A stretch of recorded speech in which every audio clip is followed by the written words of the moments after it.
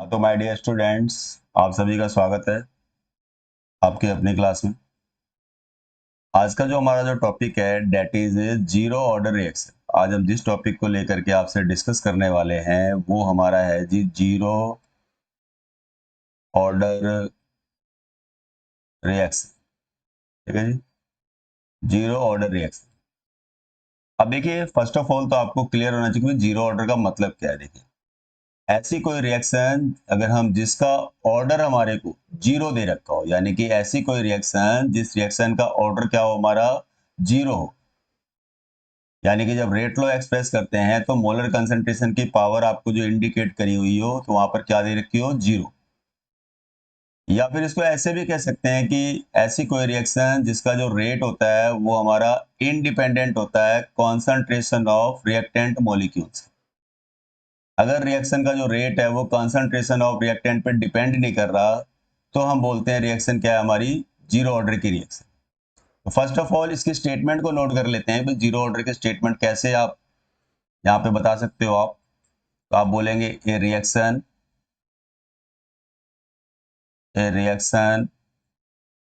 Is said to be, आप बोलेंगे zero order if rate of reaction, if rate of reaction is independent, is independent upon concentration of reactant molecules। ठीक है जी। तो ऐसी कोई reaction जिसमें रिएक्शन का जो रेट होता है वो इंडिपेंडेंट होता है कॉन्सेंट्रेशन ऑफ रिएक्टेंट मॉलिक्यूल्स के, तो हम बोलेंगे भी हमारी रिएक्शन कौन से ऑर्डर की है, जीरो ऑर्डर की है। देखिए, एक हम कोई जनरल रिएक्शन ले लेते हैं, आप जनरल रिएक्शन ले लेते हैं कोई भी हम यहाँ पर, जैसे ए प्लस बी और ये क्या हमारा इससे बनने वाला प्रोडक्ट है, ठीक है जी। अब अगर हम रेट लॉ को एक्सप्रेस करते हैं तो रेट लॉ को इस रिएक्शन के लिए कैसे एक्सप्रेस करेंगे भाई, रेट यानी आर से सिंबल दे दिया जिसका हमने, भाई रेट क्या होता है, इक्वल टू में के यानी रेट कांस्टेंट और मोलर कंसंट्रेशन आप इंडिकेट करते हो, तो यहाँ पर हमारे पास ए एंड बी है। अब जैसा आपको पता है कि भाई हमने ऑलरेडी बताया रिएक्शन का ऑर्डर क्या है, जीरो है। तो ऐसी रिएक्शन जिसका ऑर्डर जीरो हो तो उन्हीं को जीरो ऑर्डर बोलेंगे। तो ऑर्डर को कहाँ पे इंडिकेट करते हैं, हम ये मोलर कंसंट्रेशन की पावर में इंडिकेट करते हैं। तो आपके पास ए की पावर क्या होगी, जीरो, और बी की पावर भी क्या होगी, जीरो। अब अगर मोलर कंसंट्रेशन की पावर हमारी जीरो होगी तो ये केस तो क्या हो जाएगा, हमारा यूनिटी के बराबर हो जाएगा। तो हम इसमें सिंपली बोल सकते हैं कि भी जो हमारा जो रेट है आर की बात करेंगे तो डेट इज इक्वल टू में के। तो आपको दिख रहा है कि भी फाइनली जो हमारा रेट आया है तो यहाँ पर ये रेट इक्वल टू के मेंशन किया हुआ है हमारे पास, और कॉन्सेंट्रेशन देख लो यहाँ पर हमने मेंशन नहीं करी। तो इसका मतलब हमारा जो रेट है वो कॉन्सेंट्रेशन पे डिपेंड ही नहीं कर रहा अगर हम जीरो ऑर्डर की बात करें। अब इस केस में कुछ एग्जांपल्स भी ले लेते हैं हम, क्योंकि एग्जाम में आपसे एग्जांपल्स भी पूछ लेते हैं कि भाई जीरो ऑर्डर के कुछ एग्जांपल्स बताइए। तो फर्स्ट एग्जांपल हम लेने जा रहे हैं जिसमें मैं एक फोटोकेमिकल रिएक्शन की बात करने वाला हूं आपसे, जैसे कि H2 है, हाइड्रोजन है, इसकी रिएक्शन हम क्लोरीन के साथ में करा रहे हैं। Energy of photon of light h nu, h Planck constant है, न्यू क्या है हमारी फ्रीक्वेंसी है। तो energy of photon of light h nu है हमारे पास, जिसको लेकर के ये रिएक्शन हो रही है हमारी। तो फाइनली क्या बन रहा है हमारा, HCl, हाइड्रोक्लोरिक एसिड। बैलेंस कर लेते हैं, 2 मोल हो जाएंगे।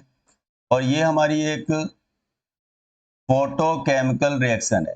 ये क्या हमारी फोटो, आप बोलेंगे केमिकल रिएक्शन, ठीक है जी। तो मैं आपको बता दूं कि जितनी भी फोटोकेमिकल रिएक्शंस होती हैं तो वो हमारी क्या होती है, जीरो ऑर्डर की कैटेगरी के अंदर ही आती है। तो all the photochemical reactions lies in zero order category. तो जैसे हमने एक एग्जांपल यहाँ पे लिया हुआ है, और कुछ एग्जांपल्स फॉलो कर लेते हैं। जैसे हमारा ये सेकंड एग्जांपल मैं लेने जा रहा हूँ, जिसमें मैं N2O की बात कर रहा हूं। अब N2O को हम क्या कर रहे हैं, डिकम्पोज कर रहे हैं। N2O को क्या कर रहे हैं, डिकम्पोज कर रहे हैं। इसके लिए हमारे को जो कैटलिस्ट की जो रिक्वायरमेंट होती है वो हमारा प्लेटिनम, यानी कि हॉट पीटी की हमारे को जरूरत पड़ती है। ठीक है जी। और अंडर हाई प्रेशर हम इस डिकम्पोजिशन को करा रहे हैं। ठीक है जी। जब N2O डिकम्पोज होता है तो आपको एक तो नाइट्रोजन गैस देता है, एक आपको ऑक्सीजन गैस देता है। ठीक है। नाइट्रोजन और ऑक्सीजन का फॉर्मेशन होता है अगर हम N2O का डिकम्पोजिशन कराते हैं। बैलेंस नहीं है रिएक्शन, एक काम करते हैं 2 मोल ले लेते हैं N2O के। अब आपके पास 2 मोल तो N2 के हो जाएंगे और ऑक्सीजन 2 है तो डेट्स वाई एक O2 का मोल हो जाएगा हमारे पास में। तो इस तरीके से N2O का डिकम्पोजिशन हुआ है। कहां पर, प्लेटिनम के सरफेस के ऊपर ये डिकम्पोजिशन कराई है हमने अंडर हाई प्रेशर। ये भी हमारी क्या है, एक जीरो ऑर्डर रिएक्शन है। यानी अगर इनके केसेस में रेट दिखाएं आप, तो जैसे ऊपर वाले में भी अगर आप रेट को दिखाना चाहते हो तो आप बता सकते हो रेट इक्वल टू में K और H2 है। कंसंट्रेशन पे रेट डिपेंड ही नहीं कर रहा, तो पावर जीरो लगा दिया आपने। ऐसे Cl2 है तो ये भी पावर क्या हो जाएगी, जीरो हो जाएगी। In the same manner second reaction में भी अगर आप रेट को एक्सप्रेस करते हो तो रेट हो जाएगा R इक्वल टू में K। आपको मालूम है कि हमारे पास यहाँ पर N2O की बात हो रही है तो N2O हो गया। इंडिपेंडेंट अपॉन कॉन्सेंट्रेशन का केस है तो पावर आपने इंडिकेट कर दी इसकी भी जीरो। तो इस तरीके से आप रेट को एक्सप्रेस कर सकते हो अगर हम जीरो ऑर्डर को लेकर के बात करें। तो कुछ और भी एग्जांपल्स हम यहाँ पे ले लेते हैं जीरो ऑर्डर के, जो एग्जाम में आपसे पूछ सकते हैं। तो जैसे हमारे पास देखिए अमोनिया है। अमोनिया अमोनिया का भी डिकम्पोजिशन करते हैं तो ये हमारी एक जीरो ऑर्डर कैटेगरी के अंदर रिएक्शन आ जाती है। ठीक है जी, जीरो ऑर्डर कैटेगरी के अंदर रिएक्शन आ जाती है। अब इसमें क्या करना है, देखिए अमोनिया की बात करते हैं तो ये हो गया हमारा NH3। इसके लिए आपको कैटलाइज करने के लिए एक तो मोलोब्डेनियम की जरूरत पड़ती है या फिर आप टंगस्टन भी ले सकते हो। ठीक है जी। यहाँ पर भी आप हाई प्रेशर अप्लाई कर रहे हो, आप हाई प्रेशर आपने अप्लाई किया हुआ है और मोलोब्डेनियम और टंगस्टन के सरफेस पे क्या हो रहा है, हमारा अमोनिया अपने आप को डिकम्पोज कर रहा है। तो ये हमारे पास N2 का फॉर्मेशन हो रहा है और H2 का फॉर्मेशन हो रहा है, यानी नाइट्रोजन और हाइड्रोजन गैस हमारे को मिल रही है। अब जब अमोनिया का डिकम्पोजिशन करेंगे हम तो अभी रिएक्शन हमारी बैलेंस नहीं है, तो एक काम कर लेंगे 2 मोल ले लीजिए NH3 के। तो नाइट्रोजन तो बैलेंस हो गए, हाइड्रोजन की बात करेंगे तो टोटल 6 हाइड्रोजन है, इट मीन्स 3H2। यहाँ पर भी अगर आप रेट को एक्सप्रेस करते हैं तो जीरो ऑर्डर का कॉन्सेप्ट है। आप देख रहे हैं कि भाई रेट इक्वल टू क्या हो जाएगा हमारे पास, K एंड NH3 है। जीरो ऑर्डर की बात चल रही है तो पावर क्या होगी इसकी भी जीरो होगी। तो आई थिंक सो इतनी बात आपको समझ में आ गई होगी। एक एग्जांपल और ले लेते हैं, वो भी काफी इंपॉर्टेंट है, हमारा एग्जाम में आया हुआ है पीछे। अगर हम बात करें तो HI है, हाइड्रोजन आयोडाइड है, इसका डिकम्पोजिशन करा रहे हो आप। इसके लिए जरूरत पड़ती है आपको गोल्ड की। गोल्ड के सरफेस पे रिएक्शन होती है। गोल्ड का सिंबल क्या होता है, यही। तो हाई प्रेशर पे यहां पर भी आप बात कर रहे हैं। ठीक है जी। तो फाइनली क्या बन जाता है हमारा, एक तो H2 बन जाता है और एक हमारा I2 बन जाता है। ठीक है, तो आप इस तरीके से इसको बैलेंस कर लेते हैं। 2HI का केस हो गया। तो ये मैंने कुछ रिएक्शंस बताई आपको, किस केस में, जीरो ऑर्डर के केस। ये कुछ इंपॉर्टेंट रिएक्शन है जीरो ऑर्डर के केस में। यहाँ पर भी आप रेट को एक्सप्रेस कर सकते हैं। आप रेट R इक्वल टू में क्या हो जाएगा भी हमारा K एंड HI है, HI है। और आप देखेंगे यहाँ पर भी पावर क्या हो जाएगी हमारी, जीरो हो जाएगी। तो इंडिपेंडेंट अपॉन कॉन्सेंट्रेशन का केस है। तो ये मैंने आपको बताया कि first order sorry zero order के लिए हम किस तरीके से हम स्टेटमेंट को फॉलो कर सकते हैं। सेकंड थिंग, आप कुछ एग्जांपल्स अगर पूछते हैं एग्जाम में तो एग्जांपल्स भी बता सकते हो आप, ये सारे केसेस हमारे जीरो ऑर्डर के। अब आगे देखिए हमारा जो नेक्स्ट है, ये हमारा एक डेरिवेशन है जिसको लेकर के बात करने वाले हैं आपसे।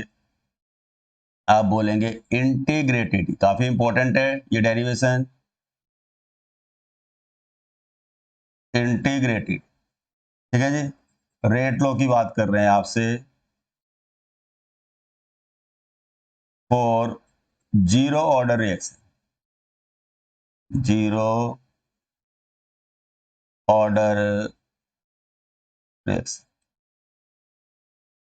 इंपॉर्टेंट है टॉपिक हमारा, अब इसको अच्छी तरीके से रिवाइज करेंगे आप। Integrated rate law for zero order reaction. तो पहले तो हम एक कोई जर्नल रिएक्शन ही ले लेते हैं।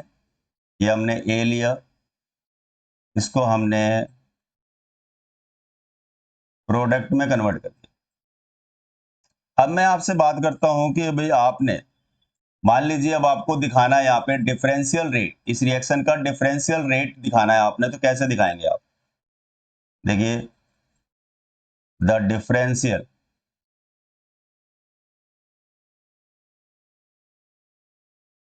डिफरेंशियल रेट ऑफ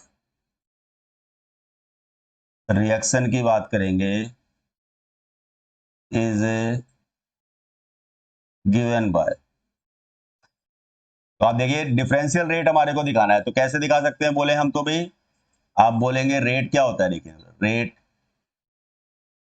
तो हमारे को क्या दिखाना है? डिफरेंशियल रेट दिखाना है। तो रेट क्या होगा बोलेंगे तो डिफरेंशियल रेट। डिफरेंशियल रेट कैसे दिखाएंगे हम ए रिएक्टेंट को लेकर के बात कर रहे हैं, तो डी ए अपॉन में d t, change in concentration of a with respect to time बात हो रही है हमारी, d a upon d t. अब आपको पता है ए क्या रिएक्टेंट है, तो टाइम के साथ कॉन्सेंट्रेशन डिक्रीज होती है, तो इसके लिए हमने लगा दिया माइनस है। अब रेट होता क्या है? रेट होता क्या है? रेट इक्वल टू क्या होता है भाई? के यानी कि रेट कांस्टेंट, और मोलर कॉन्सेंट्रेशन ऑफ रिएक्टेंट दिखाते हो जो कि हमारे पास ए है। तो रिएक्शन का ऑर्डर क्या है हमारा? जीरो ऑर्डर है, क्योंकि हम जीरो ऑर्डर रिएक्शन को लेकर के बात कर रहे हैं। तो ए की पावर अगर जीरो हो गई तो ये तो वन ही हो गया, तो यानी इक्वल टू में हम क्या बोल सकते हैं भाई? हम के बोल सकते हैं। तो आई थिंक सो इतनी बात आपको समझ में आ गई होगी कि हमारे पास जो रिएक्शन हमने ली है इसका डिफरेंशियल रेट अगर हम फॉलो करते हैं तो डिफरेंशियल रेट को इस तरीके से हम यहाँ पे इंडिकेट कर सकते हैं। तो अगर मैं इसको थोड़ा सा रीअरेंज कर देता हूं और करके मैं इसको ऐसे लिख सकता हूं कि भाई हमारा जो डीए है that is equal to minus का के डी टी। तो इसमें किसी को कोई प्रॉब्लम नहीं होनी चाहिए। तो डी ए इक्वल टू क्या हो गया? माइनस का के डी टी। ठीक है जी। अब इस डेरिवेशन को आगे बढ़ाते हैं।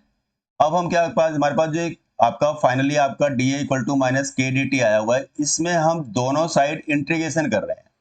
क्या कर रहे हैं? बोथ साइड्स इंटीग्रेशन कर रहे हैं। तो आप बोलेंगे इंटीग्रेटिंग, इंटीग्रेटिंग, आप बोलेंगे both sides, integrating both sides. जब इंटीग्रेशन करेंगे हम दोनों साइड में तो क्या हो जाएगा? अब डिफरेंशिएशन को कैसे रिमूव करते हैं? इंटीग्रेशन के थ्रू। तो आपका ये हो जाएगा डी ए, डिफरेंशियल फॉर्म की बात कर रहे हैं उसको हम किससे हम यहाँ पे हटा रहे हैं? आपका इंटीग्रेटेड फॉर्म से। तो यानी कि अगर हम यहाँ पे बात करेंगे हम, अब देखिए डी ए है तो डी ए का इंटीग्रेशन क्या होता है? सभी को पता है डी ए का इंटीग्रेशन क्या होता है? ए होता है। अगर डी एक्स होता तो एक्स हो जाता, डी वाई होता तो वाई हो जाता, डी जेड होता तो जेड हो जाता। तो आपका डी ए का इंटीग्रेशन क्या हो गया? ए हो गया, इक्वल टू माइनस का के डी टी की बात करेंगे इन द सेम वे तो क्या हो जाएगा? टी हो जाएगा। ये तो बात हो गई इंटीग्रेशन की। अब इंटीग्रेशन जब कंप्लीट हो जाता है तो इंटीग्रेशन कांस्टेंट को यूज करते हैं। यहां पर इंटीग्रेशन कांस्टेंट हमने आई लगा दिया। इंटीग्रेशन कांस्टेंट को किसी किसी बुक्स में आपको सी से भी रिप्रेजेंट करता हुआ दिखाएंगे, तो चाहे सी लगा लो चाहे आई लगा लो, एक ही बात है यहाँ पे। तो आप यहाँ पे मेंशन भी कर देते हैं कि यहाँ पे हेयर आई जो है हमारा वो क्या है जी? Is the I is the integration constant. I क्या है हमारे पास यहाँ पर? Integration constant. आई क्या है हमारा यहाँ पर? Integration constant. तो आई थिंक सो इतनी बात समझ में आ गई होगी। अब आई की वैल्यू को फाइंड आउट करते हैं कि यहाँ पर आई की वैल्यू हमारी क्या होगी। इसके लिए हम बात कर रहे हैं आपसे इन द बिगिनिंग। आई की वैल्यू निकालनी है हमें, तो कैसे निकाल रहे हैं देखिए, इन द बिगिनिंग। बिगिनिंग से मतलब है हमारा, हम रिएक्शन की स्टार्टिंग को लेकर के बात कर रहे हैं। ठीक है जी, in the beginning. In the beginning आप बोलेंगे when, in the beginning when T equal to में 0। अगर हमारा टाइम 0 है, अगर हम टाइम की बात करते हैं, अगर वो 0 है, अभी तो रिएक्शन स्टार्ट नहीं हुई है, तो इस कंडीशन में हमारा जो ए होगा, जो चेंज इन कॉन्सेंट्रेशन होगी, तो वो हमारा इनिशियल अमाउंट ही होगा रिएक्टेंट का। T0 पर उस इनिशियल अमाउंट को हमने सिंबल दे दिया किससे जी, ए नोट से। यानी कि जो इनिशियल अमाउंट जो है हमारा रिएक्टेंट का, उसे हमने सिंबलाइज किया हुआ है ए नोट से। जब हमारा टी क्या है, 0 है, तो यहाँ पर आप लिख भी सकते हैं यहाँ पर कि भाई यहाँ पे हेयर जो हमारा ए नोट जो है, ए नोट जो है यहाँ पे इज द, आप बोलेंगे इनिशियल, ठीक है जी, कॉन्सेंट्रेशन ऑफ रिएक्टेंट है। ठीक है जी, ए नोट क्या है हमारा यहाँ पे, इनिशियल कंसंट्रेशन ऑफ रिएक्टेंट है। अब हमारे पास देखिए टी की वैल्यू 0 हमने जब पुटअप की, तो ए किसके इक्विवेलेंट लिया हुआ है, ए नोट के इक्विवेलेंट। आप इसे इक्वेशन फर्स्ट ले लीजिए, ऊपर जो आपने ले रखी है, इसी इक्वेशन फर्स्ट के अंदर हम टी एंड ए की वैल्यू को पुटअप करेंगे हम। ठीक है जी, तो नोट करेंगे अब आप नेक्स्ट, आप बोलेंगे putting these values, putting these values, putting these values in the above equation first। ठीक है, फर्स्ट इक्वेशन में डाल रहे हैं हम, तो क्या हो जाएगा देखिए, वी हैव, तो हमारे पास क्या रिजल्ट आ जाएगा बोलेंगे तो हमारा देखिए, ए की जगह क्या आ जाएगा वहां पे, ए नोट इक्वल टू माइनस के, टी की जगह क्या आ जाएगा 0, प्लस आई था हमारा, तो हमारे पास आई क्या हो जाएगा बोलेंगे तो हमारा, आई क्या हो जाएगा बोले तो हमारा, तो आई इक्वल टू में ए नोट। हमें आई की वैल्यू पता चल गई कि आई किसके इक्विवेलेंट लेके चलेंगे हम, ए नोट के इक्विवेलेंट लेके चलेंगे हम। आप देखिए, अब हम आई की वैल्यू को उठा करके रखते हैं, फर्दर पुटिंग, फर्दर पुटिंग, आप बोलेंगे वैल्यू ऑफ आई की बात कर रहे हैं किसके अंदर, इन द एबो इक्वेशन फर्स्ट। ठीक है जी, वी हैव, अब आई की वैल्यू उठा के रखनी है, तो हमारा रिजल्ट क्या था भाई, ए था, डेट इज इक्वल टू क्या था, माइनस का के टी था। अब आई की जगह पे क्या आ जाएगा बोलेंगे तो हमारा ए नोट आ जाएगा, आई की जगह क्या हो जाएगा, ए नोट आ जाएगा। और ये भी रिजल्ट हमारा काफी इंपॉर्टेंट है, ये भी रिजल्ट हमारा क्या है, काफी इंपॉर्टेंट है। ग्राफ की बात होती है यहाँ पे, ग्राफिकल रिप्रेजेंटेशन की बात होती है जब 0 ऑर्डर के लिए, तो इस रिजल्ट को हम वहां पे यूज करते हैं। ठीक है जी, अभी आगे चल के मैं ग्राफ की भी बात करूंगा आपसे, फिलहाल जरा डेरिवेशन कंप्लीट कर लेते हैं पहले हम। अब आप देखिए, माइनस का के टी, ए नोट किसके बराबर है हमारा भाई, ए के बराबर है। अब हम अगर अब के टी को इधर लाते हैं, ठीक है जी, तो के टी इक्वल टू क्या हो जाएगा बोलेंगे तो हम ए को उस साइड में लेके जाएंगे, ए नोट की साइड में, ये हो जाएगा ए नोट माइनस ए। ठीक है जी, के टी इक्वल टू क्या हो गया, ए नोट माइनस ए। अगर मैं के की बात करूं तो के क्या हो जाएगा बोलेंगे तो हम भाई, ए नोट माइनस ए अपॉन में टी। तो ये रिजल्ट आ गया हमारा। इसके लिए बात करें, अगर हम इंटीग्रेटेड रेट लॉ की बात करेंगे, अगर हम 0 ऑर्डर के लिए इंटीग्रेटेड रेट लॉ की बात करेंगे, अगर हम 0 ऑर्डर के लिए, तो हमारा ये रिजल्ट आ गया। ठीक है जी, ये फाइनल रिजल्ट है जो न्यूमेरिकल्स में हम यूज करते हैं। हाँ, जैसा मैं ग्राफ की बात कर रहा था अभी से, ए इक्वल टू में माइनस के टी प्लस ए नोट। आपको पता है कि एक इक्वेशन आपको ध्यान होगी कि भाई y इक्वल टू में एम एक्स प्लस सी। तो आपको पता है ये स्ट्रेट लाइन इक्वेशन होती है, आपको ध्यान हो तो, स्ट्रेट लाइन इक्वेशन होती है, ठीक है।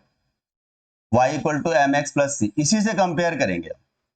अब आप देखिए, अब इस रिजल्ट को a इक्वल टू में माइनस के टी प्लस ए नोट की बात करेंगे, तो यहां पर जो y हो जाएगा वो क्या हो जाएगा, आपका a हो जाएगा, change in concentration of a। अब देखिए आपका जो यहां पर जो m होगा, m जो होगा बोलेंगे तो ये क्या हो जाएगा, माइनस का k हो जाएगा, भाई माइनस के टी है, देख लो आप।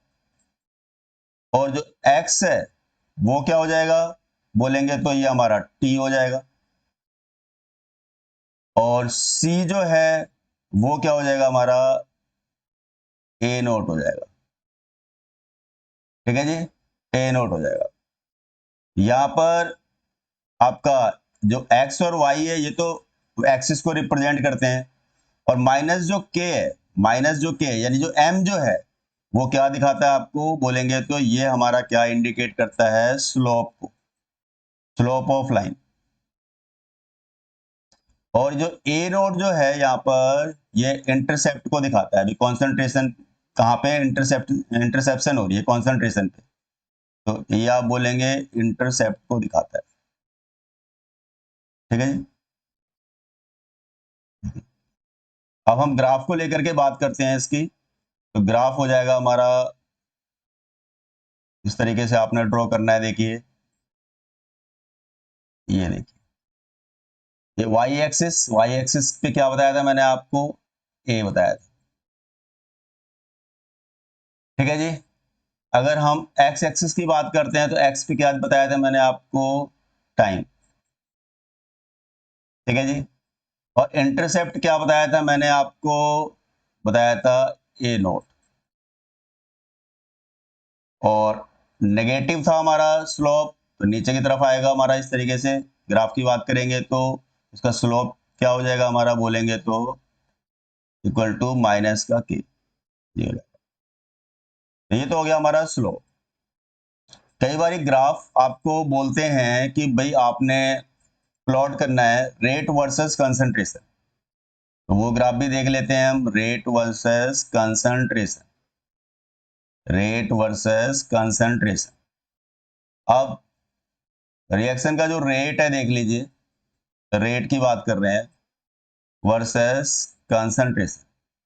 अब जैसा मैंने स्टार्टिंग में ही बताया आपको कि भाई जीरो ऑर्डर के केस में रिएक्शन का जो रेट होता है वो कंसंट्रेशन के इंडिपेंडेंट होता है, यानी आपका रेट जो है वो कंसंट्रेशन के इंडिपेंडेंट है। तो कुछ इस तरीके से ग्राफ आ जाएगा हमारा, जहाँ पे कंसंट्रेशन आप कितनी भी वेरी कर लो, रेट हमारा क्या रहता है, वहां पे कांस्टेंट ही बना रहता है। अब एक छोटा सा टॉपिक और है हमारा इसमें, जो है हमारा half life period, half life period की बात करते हैं। तो हाफ लाइफ पीरियड का क्या मतलब है, देखिए एक्चुअली में किसी भी रिएक्शन के अंदर अगर हम हाफ लाइफ पीरियड की बात करते हैं तो ये वो टाइम पीरियड होता है जिसमें जो कॉन्सेंट्रेशन होती है जो रिएक्टेंट की, इनिशियल अमाउंट का हाफ हो जाती है।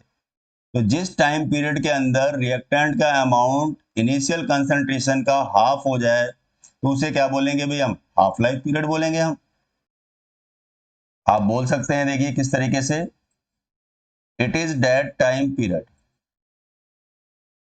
It is that time period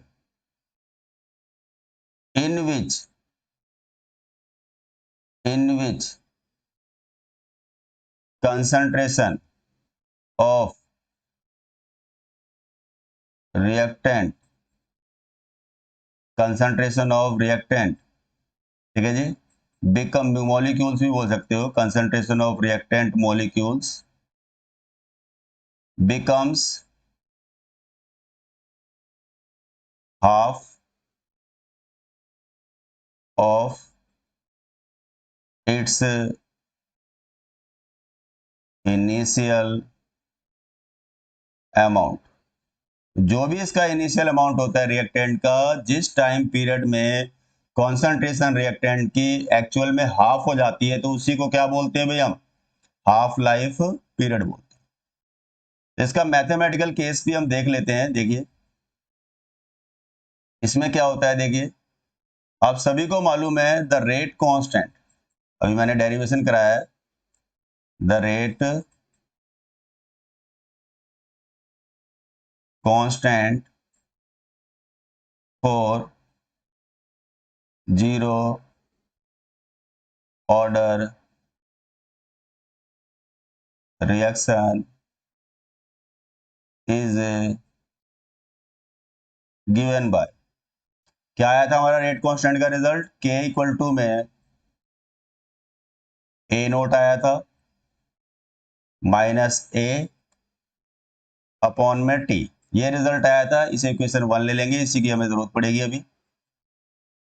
अब कंडीशन है अप्लाइड, क्या है, हमें हाफ लाइफ की बात करनी है यहाँ पे। व्हेन जो टाइम है टी, इसको हम क्या लेके चल रहे हैं, टी हाफ, टाइम को आपने हाफ कर दिया, तो देन हमारा जो चेंज इन कॉन्सेंट्रेशन है जो रिएक्टेंट की, मोलर कंसेंट्रेशन ऑफ ए की बात करें, उसका जो चेंज है वो क्या होगा, हमारा इनिशियल जो भी अमाउंट है, हमारा क्या था, ए नोट से सिंबल दिया था हमने, तो वो क्या हो जाएगा, हाफ हो जाएगा। तो change in concentration of a की बात करेंगे तो that becomes half of its initial amount, जब हम टाइम को क्या कर दें, टी हाफ कर दें। तो यही वैल्यूज उठा करके ऊपर वाली इक्वेशन में डाल दीजिए। अब आप बोलेंगे putting these values in the above equation first, ठीक है जी। तो क्या हो जाएगा, बोलेंगे वी हैव, हमारे पास रिजल्ट क्या आ जाएगा, बोलेंगे तो हम भाई के इक्वल टू में ये हो जाएगा ए नोट माइनस में क्या हो जाएगा, अब ए नोट बाय 2 हो गया, और टाइम क्या है आपका यहाँ पे t1/2, ठीक है जी। इसको थोड़ा सा और सिंप्लीफाई करते हैं तो ये हो जाएगा ए नोट, ये क्या है, ए नोट माइनस ए नोट बाय 2 है ना, तो ये 2 यहाँ मल्टीप्लाई होकर के ये हो जाएगा 2a नोट माइनस में ए नोट बाय 2, और ये अपॉन में क्या था हमारा भाई, t1/2। ये सारी टर्म किसके बराबर है, के के बराबर। ये बन गया भाई के इक्वल टू में 2a नोट माइनस ए नोट बाय 2 क्या हो जाएगा, ए नोट बाय 2 हो गया, अपॉन में टी हाफ, ठीक है जी, टी हाफ। अब देखिए हमें तो टी हाफ निकालना है, तो टी हाफ क्या हो जाएगा, बोलेंगे तो हम ए नोट, 2 भी नीचे आ जाएगा के साथ में, ये हो जाएगा 2k, तो ये हमारा फाइनल रिजल्ट आ गया। अगर टी हाफ की बात करेंगे तो ये हो जाएगा ए नोट बाय 2k। अब मैंने आपको बताया था rate of reaction zero order की बात करते हैं तो इंडिपेंडेंट अपॉन कॉन्सेंट्रेशन होता है, लेकिन अगर वही आप टी हाफ की बात करते हैं तो रिजल्ट हमारे को बता रहा है कि टी हाफ क्या है जी, हमारा टी हाफ क्या है, हमारा डायरेक्टली प्रोपोर्शनल है किसके जी, ए नोट, यानी कि इनिशियल कॉन्सेंट्रेशन ऑफ रिएक्टेंट के। टी हाफ की बात करेंगे